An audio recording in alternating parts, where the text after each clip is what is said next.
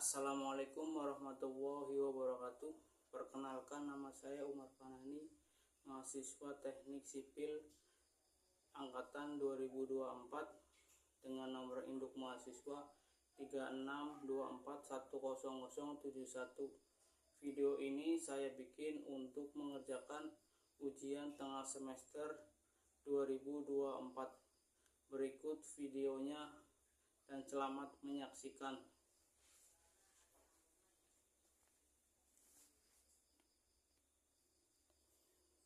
Pada soal nomor 1, apabila diketahui nomor atomnya 16, proton 16 dan masanya 32, maka berapakah jumlah neutron dan elektronnya?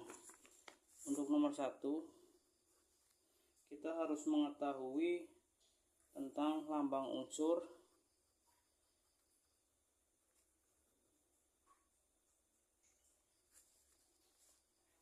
A, yang artinya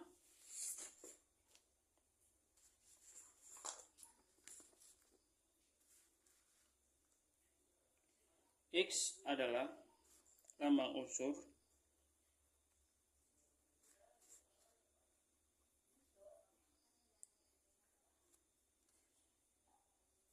A, nomor massa,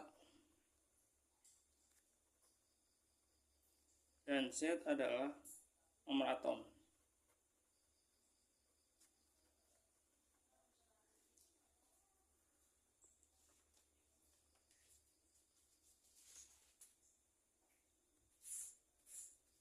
Setelah kita mengetahui tersebut,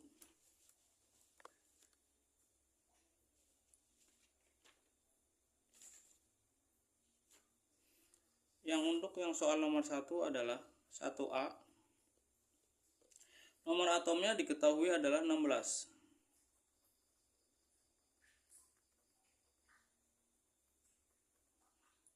Proton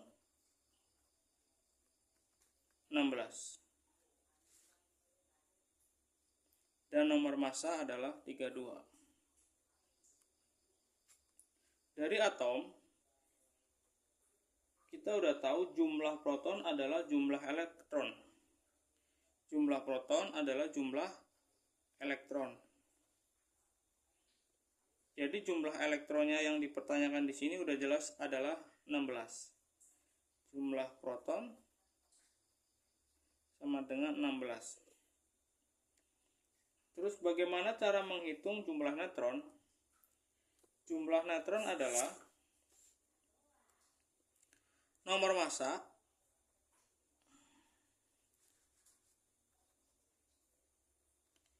dikurangi jumlah proton.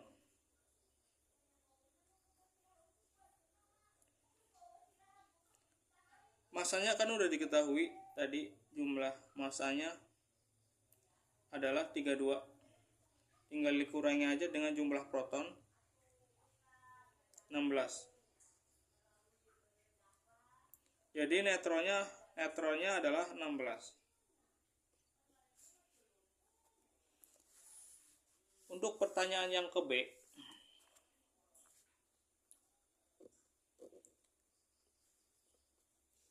saya baca dulu. Apabila diketahui nomor massa 35 dan jumlah protonnya adalah 17, maka berapa nilai atom dan elektron dan neutronnya? Yang ke B adalah massa atomnya adalah 35.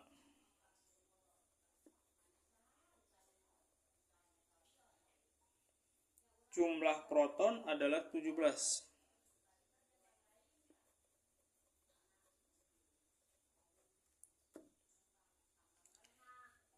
Berapa nilai atom dan elektron dan neutronnya?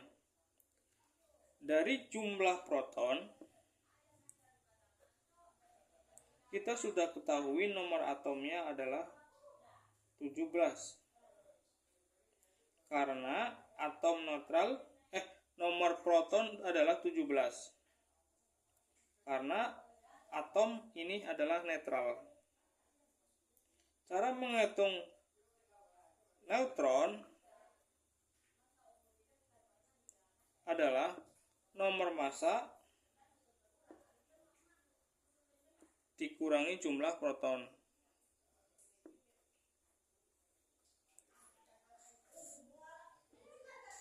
Jadi 35 kurangi 17 sama dengan 18.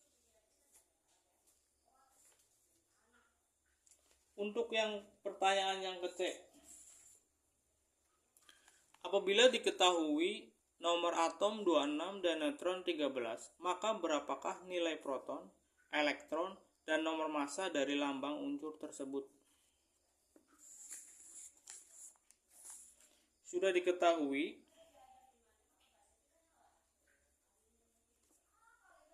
atomnya adalah 26. Neutron adalah 13. Jumlah proton bisa diketahui dari jumlah atom nomor, yaitu jumlah proton, jumlah neutron. Jumlah atom ya maksudnya. Jumlah atom udah bisa diketahui dari jumlah nomor atom, yaitu 26. Karena dia elektronnya netral, jadi 26. Untuk menghitung nomor massanya,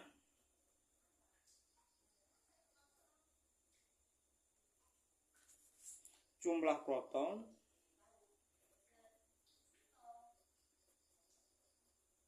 ditambah jumlah neutron. Yang artinya 26 ditambah 13 sama dengan 39. Jadi proton 26, elektron 26, dan massanya 39. Yang pertanyaan yang kedua, jika unsur nikel memiliki nomor atom 28 dan nomor massa 59, ion nikel 2+ memiliki jumlah proton, elektron, dan neutron.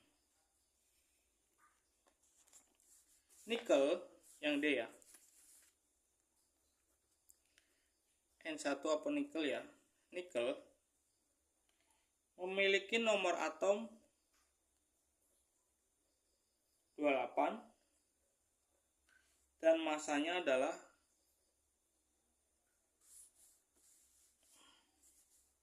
59.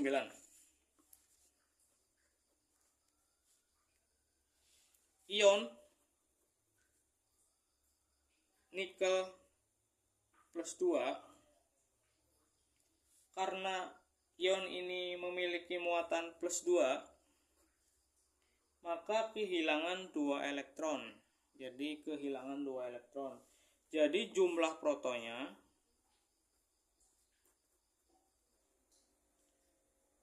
itu 28. 28 tetap sesuai nomor atom.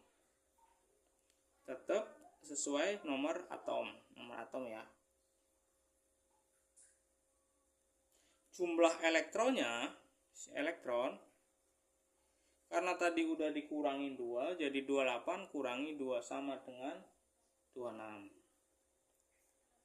Jumlah neutron dapat dihitung kayak tadi dengan dihitung sebagai jumlah nomor massa dikurangin proton, jumlah proton.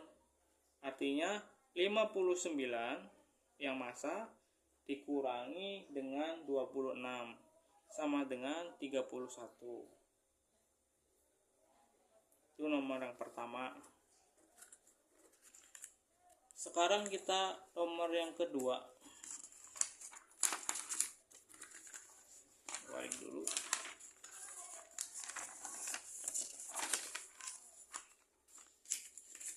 Perhatikan gambar di samping. Gambar di samping merupakan percobaan yang dilakukan untuk menjawab kelemahan dari teori atom Rutherford. Kelemahan apa yang dimaksud, dan jelaskan pula bagaimana mekanisme dan hasil dari percobaan tersebut. Pada perhatian gambar ditanyakan percobaan yang dilakukan yaitu menjawab kelemahan, yaitu untuk menjawab kelemahannya yaitu tidak dapat menjelaskan mengapa elektron tidak jatuh ke inti. Itu saya jawabannya ini, kenapa untuk menjelaskan kelemahannya reot, yaitu tidak dapat menjelaskan mengapa elektron tidak jatuh ke inti. Oke, pertanyaan yang ketiga. Tentukan konfigurasi elektron dengan metode Born dan kuantum, periode dan golongan pada unsur-unsur berikut. Untuk yang pertama, yaitu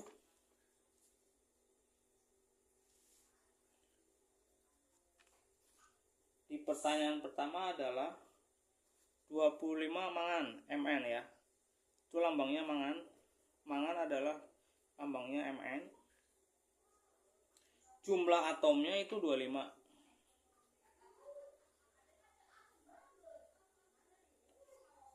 Jumlah elektronnya itu juga 25. Simangan ini ya. Untuk konfigurasinya, kita kalau konfigurasi elektron bond yang bond ya, itu kan K, L, M, N, dimana 25 Mn ini sama dengan K nya 2, L nya 8, M nya 3, dan N nya 2. Yang 2 artinya adalah elektron valensi. Molekul kuantumnya adalah yang ditanyakan tadi, molekul kuantum.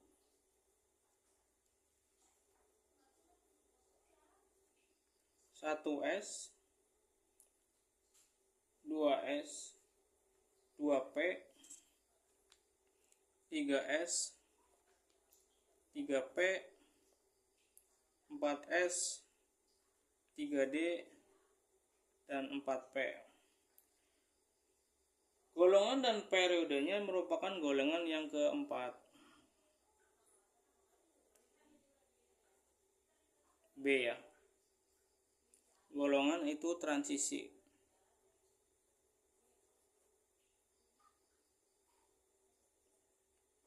Periodenya adalah 4. Untuk konfigurasinya yaitu 1s2, 2s2, 2p6, 3s2, 3p6, dan 3d5, dan 4,5s.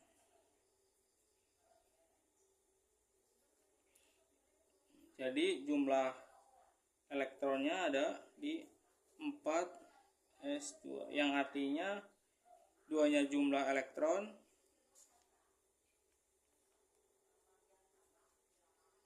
4-nya ini kulit, yang ininya subkulit ya. Untuk yang pertanyaan yang ke B adalah 29 Cu. Cu itu merupakan tembaga. Untuk nomor atomnya sama yang di atas, 29. Nomor elektronnya juga 29. Jadi sama, ini rumusnya konfigurasi Born-nya adalah KLMN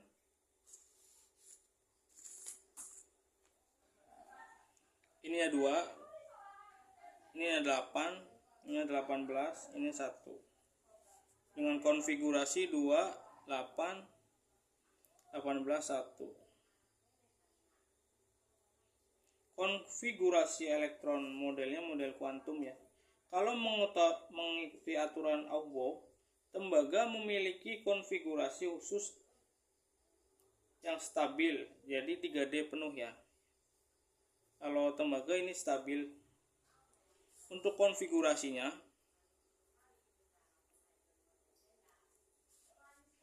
S2 subkulit, 2 subkulitnya, 2p6,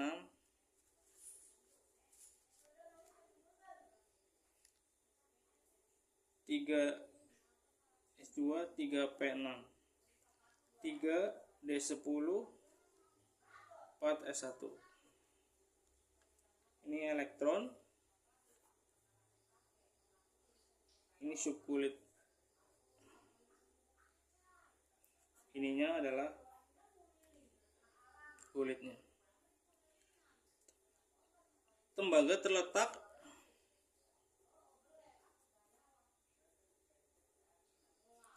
di golongan 1B, golongan transisi ya.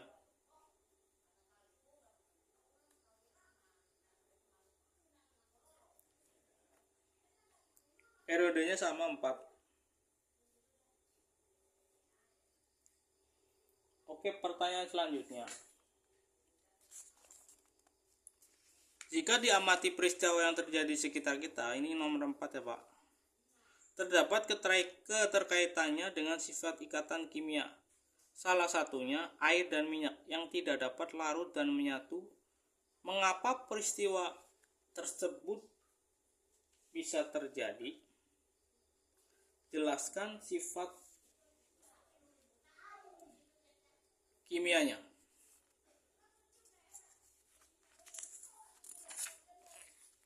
Oke, yang nomor 4.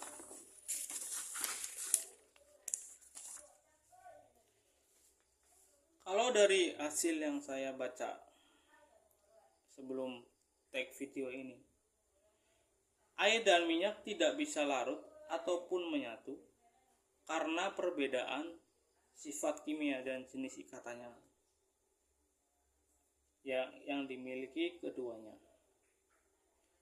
Air merupakan molekul polar, sedangkan minyak adalah molekul nonpolar. Jadi memang ikatan hidrogen dalam air itu memiliki hidrogen yang sangat kuat antara molekul dan oksigen airnya. Itu yang nomor 4. Untuk pertanyaan terakhir adalah, diketahui reaksi COCO3S plus HC1 aki sama dengan CaCl2 per aki plus H2O1 CO2 gram. Jika 10 gram batu kapur Ar Ca sama dengan 40, C sama dengan 12 dan O sama dengan 16 direaksikan dengan larutan asam klorida, tentukan volume gas karbon dioksida yang dihasilkan oleh keadaan standar. STP. Kita akan menghitung yang nomor 5.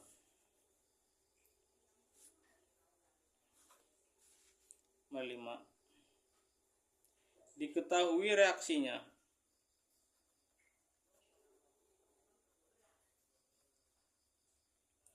Massa molar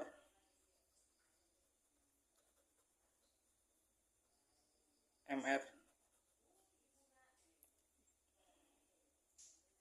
Berarti kita menghitung massa molarnya dulu. M dari massa molar ini kita dari CaCO3 sama dengan tadi 40 plus 12. Rumusnya 40 12 3 plus dikali 16 sama dengan 100 gram per mol. 100 gram per mol. Rumus menghitung mol CaCO3 sama dengan massa dibagi dengan Mr, yang artinya 100 gram 10 gram yang tadi di pertanyaan dibagi 100 gram 100 per mol ya, sama dengan 0,1. Hitung mol. Setelah ini kita harus hitung mol CO2. Berdasarkan persamaan reaksi, per per 1 mol itu CaC3 menghasilkan 1 mol CO2. Jadi, jika CaCO03 digunakan adalah 0,1 mol, maka CO2-nya yang dihasilkan juga 0,1 mol CO2-nya. Untuk menghitung volume gas CO2,